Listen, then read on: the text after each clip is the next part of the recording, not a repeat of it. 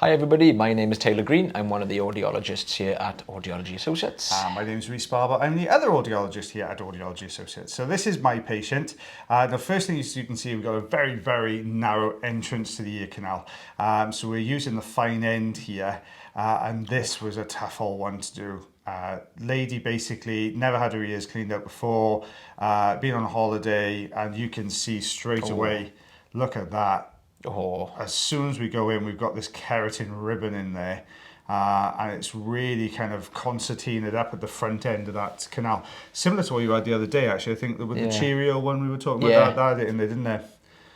You've had a lot of ribbons recently, haven't you? I seem to have done a run of keratin. Well, I was going through the titles of all the videos, and they all seem to be keratin related at the moment. Look at this coming away. That's coming away nicely there. That's a very nice one, that one. Never know what you're going to get with these keratin ones. Sometimes it can be just at the entrance, sometimes it can be all the way through. Now this is soft wax. Yeah. I think the water from from the holiday and then baths and showers and stuff like that has been getting beyond that first bit of keratin and just soaking into this wax beyond, so really softening this up. Yeah. You can see how narrow that canal entrance is there. I've got to wiggle my socks off to get that out.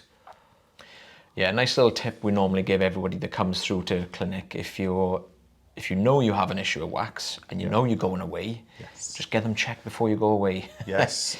Weirdly, when I was away, I didn't get mine done before I went away because I have to have mine done with you regularly, don't I? We were just that busy, I completely forgot.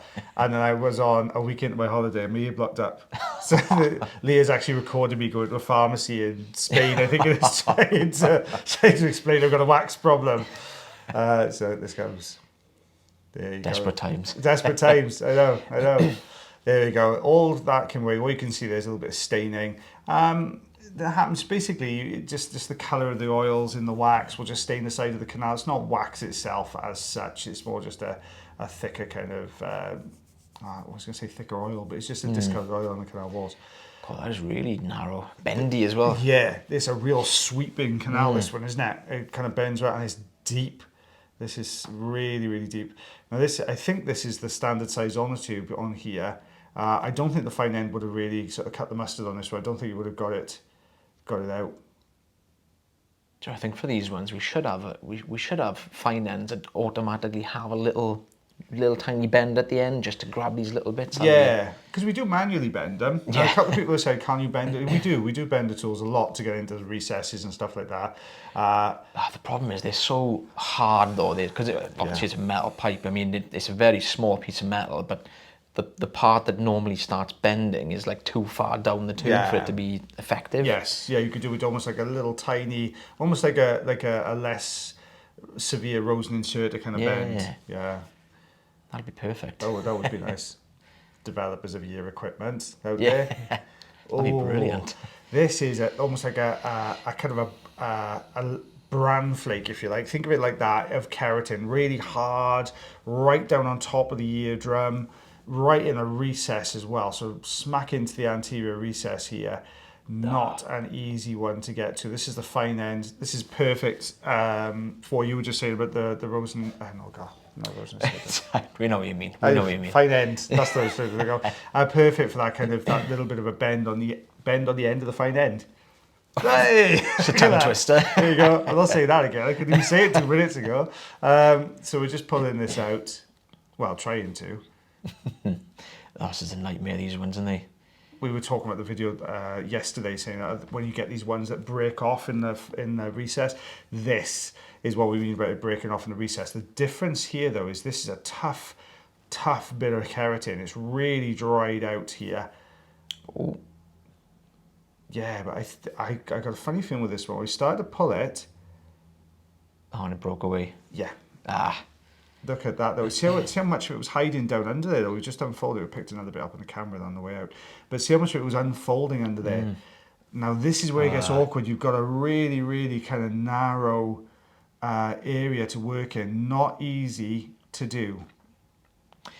Depends on how steep that little bend is in front of the eardrum as well. Because, again, you can see it sometimes, but then if it's a really sort of prominent bend, well, in a way, you're almost kind of, we would never go in blind, but you're almost kind of going in blind. Yeah, I think when you get down to this kind of level, you've still got part of the visual, but I'm far more acutely aware of the sound of the suction machine as well. So I'm looking for a couple of different things. I'm listening for the sound. I'm looking down the canal.